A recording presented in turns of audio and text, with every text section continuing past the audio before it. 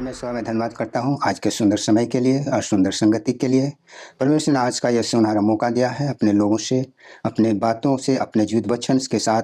बात करने के लिए। इसलिए मैं परमेश्वर को धन्यवाद देता हूँ और परमेश्वर ने इस वक्त अपना बहुमूल्य समय दिया है और इस घड़ी में मैं उस वचन से कुछ बातें करने के लिए मैं इस जगह पर उपस्थित हूँ। इसलिए मैं परमेश्वर से निवेदन करता हूँ कि परमेश्वर मुझे आप उस शक्ति दे, वो ज्ञान दे, ताकि आपके वचन से विश्वासियों के बीच में वचन को बांट सकें और उन लोगों को समझा सकें, ताकि वो लोग भी अच्छी तरह आपको पहचान सकें और आपके पीछे चलने के लिए अपने आप को तैयार करें। पिता परमेश्वर, इस छोटी सी विनती प्रभु यीशु मसीह के नाम से मांगते हैं, आमीन। परमेश्वर यीशु मसीह ने कहा, मैं अब्राहम का परमेश्वर हूँ, मैं इसहाक का परमेश्वर हूँ, मैं याकूब का परमेश्वर हूँ और मैं मृतों का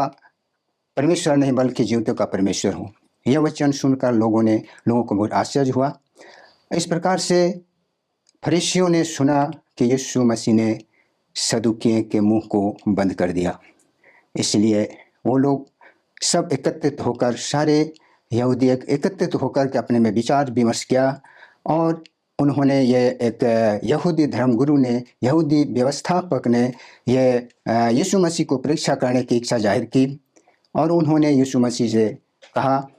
यीशु मसीह से पूछा, हे गुरु, अनंत जीवन का अधिकारी होने के लिए कौन सी ऐसी व्यवस्था है जिससे मैं उससे हासिल करने के लिए वो आज्ञा, उस सबसे बड़ी आज्ञा का हम पालन कर पाएँ और वो अनंत जीवन का अधिकारी हो सकें। तो यीशु मसीह ने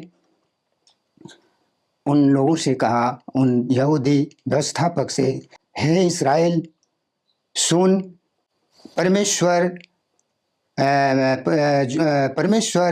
हमारा परमेश्वर सबसे बड़ा प्रभु है। हमारा परमेश्वर ही सबसे बड़ा प्रभु है। इससे तो अपने सारे मन से, सारे जीवन से और अपनी सारी बुद्धि से और अपना सारी शक्ति से प्रेम कर। यही एक आज्ञा है, यही सबसे बड़ी और मुख्य आज्ञा है। और इस प्रकार से यीशु मसीह ने कहा, इसी प्रकार और एक दूसरा आज्ञा है और वो यह है कि तो जिस तरह से तू अपने आप से प्रेम करता है उस प्रकार से तू अपने पड़ोसियों से प्रेम कर। यही दो ही आज्ञा व्यवस्था में सबसे बड़ी और मुख्य है। इसी आज्ञा पर, इसी व्यवस्था के आधार पर सारी व्यवस्था और व्यवस्था का ये मूल्य विधि है, मूल्य नियम है और इसी के आधार पर चलने वाले लोगों को यह अनंत जीवन का अधिकारी होने का ये गौरव हासिल होता है। मैं प्रिय बंधु, प्रिय श्रोता, प्रिय विश्वासी लोगों से हम निवेदन करते हैं, जिस प्रकार से यीशु मसीह ने कहा, मैं मृतों का परमेश्वर नहीं बल्कि वे जीवितों का परमेश्वर हूँ। उन्होंने ये वचन इसलिए कहा कि उन्होंने मृत से जीत हासिल की है, उन्होंने मृत्यु से विजय प्राप्त की है। इसीलिए उन पर विश्वास करने वाले कभी मरते नहीं हैं। वो हर वक्त, हर समय और सब दिन वो जिंदा ही रहते हैं। मरने पर भी वो जिंदा ही रहते हैं। इसीलिए ये नियम उन्होंने बनाई है और उन्होंने कहा, तू अपने परमेश्वर को अपने पूरे मन से, पूरे जीवन से और पूरे बुद्धि और सारी शक्ति के साथ प्रेम कर। प्रिय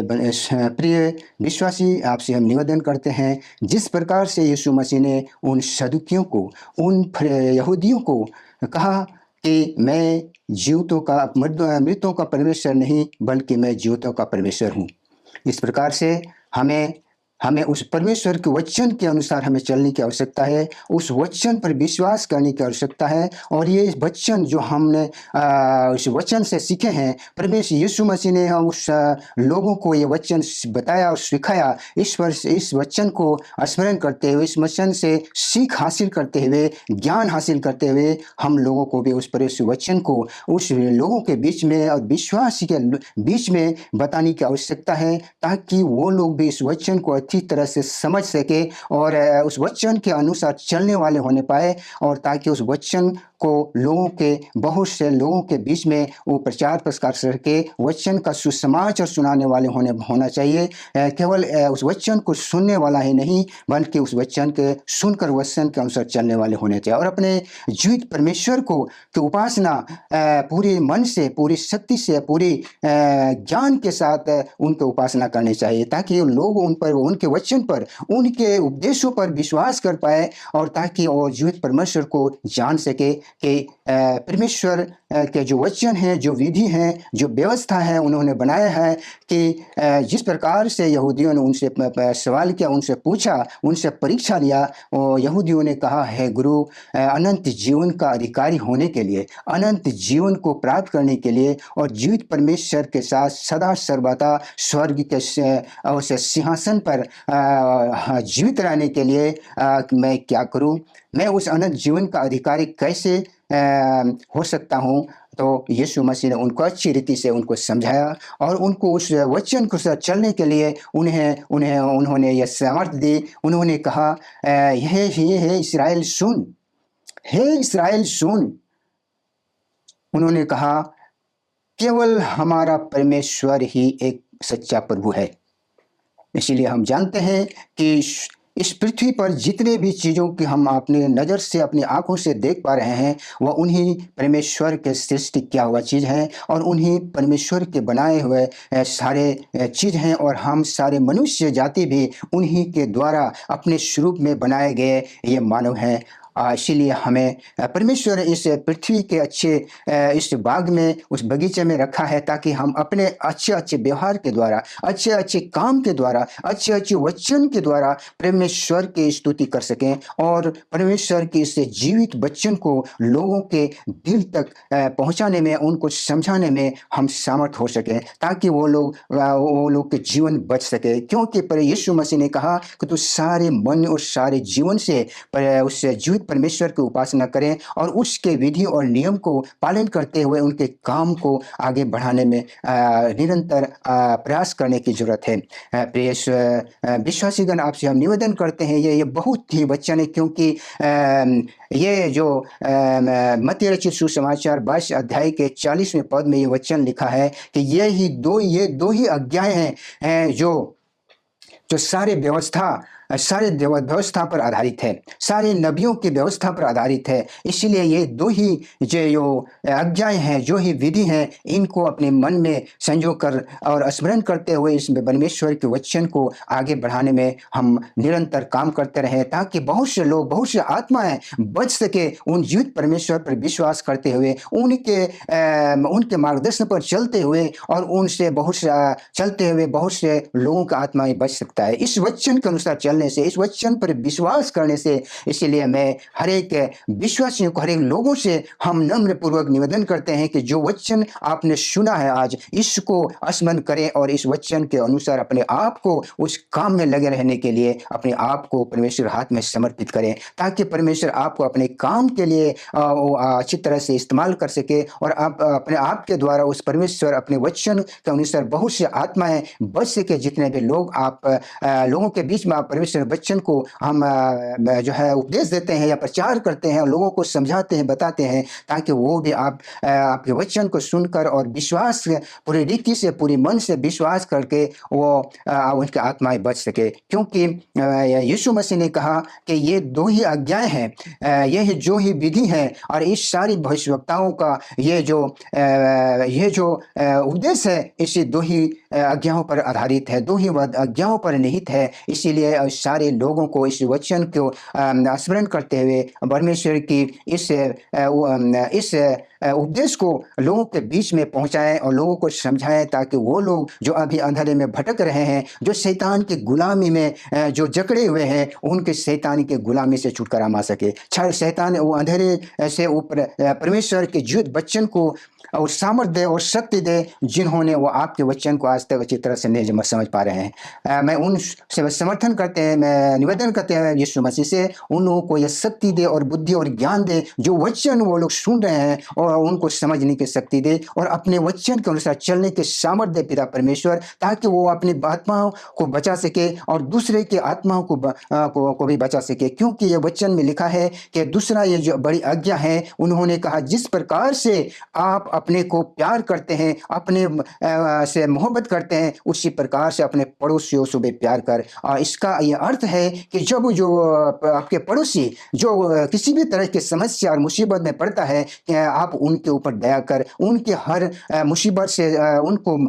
उबारने के, उनको बचाने की प्रयास कर, ताकि वो आपकी मदद से और आपके उनके ऊपर में दया दृष्टि के द्वारा काम करने से उनके आत्माएं बच सके और वो इस प्रकार से वो उस जीवित परमेश्वर को पहचान सके और वो भी जीवित परमेश्वर के वचन के अनुसार चलने में अपने आप को, अपने मन को तैयारी करे और इस प्रकार से वो भी आपके जीवित वचन को वो लोगों के बीच में वो उपदेश दे सके और लोगों को समझा सके, ताकि बहुत से लोग जो आज अंधेरे में भटक रहे हैं, परमेश्वर से बहुत दूर चले गए हैं और शैतान की उस जाल में फंस गए हैं और शैतान उनको अपने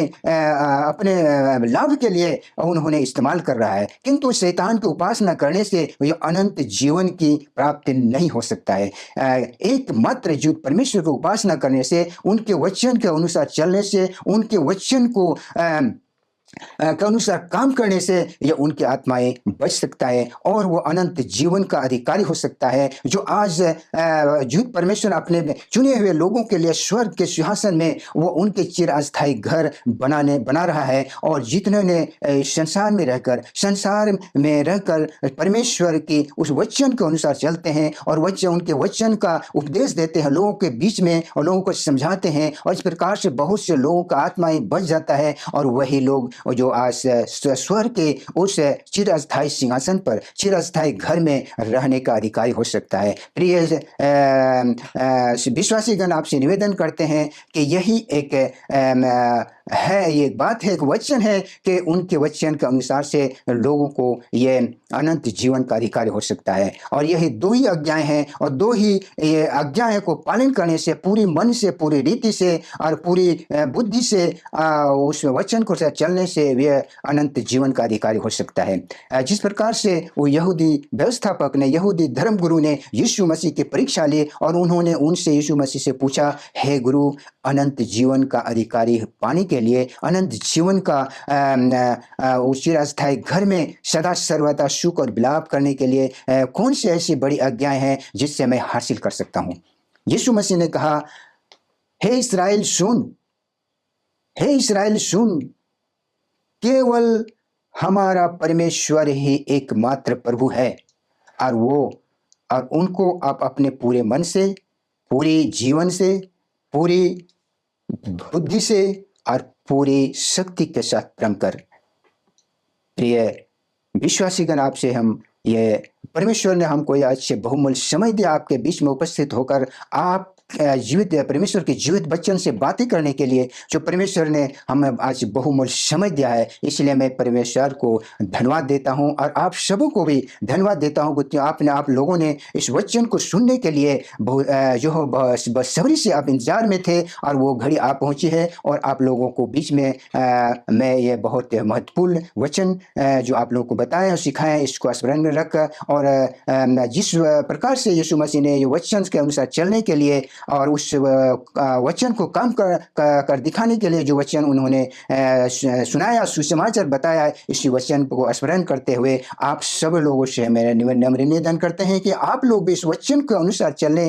चलें और इस प्रकार से आप अपनी आत्माएं को बचा लें और आप दूसरे के आत्माओं को बचा लें। क्योंकि यीशु मसीह ने कहा, यह दूसरी आज्ञा है, जिस प्रकार से आप अपने से प्रेम करते हैं उस प्रकार से आप अपने पड़ोसियों से भी प्रेम करें। मैं इसी वचन के साथ अपनी इस वचन का उस उपदेश को समाप्त करता हूं और मैं इस शुभ अवसर के लिए, इस बहुमूल्य समय के लिए मैं हमारे जीवित परमेश्वर को धन्यवाद देता हूं। जय मसीह।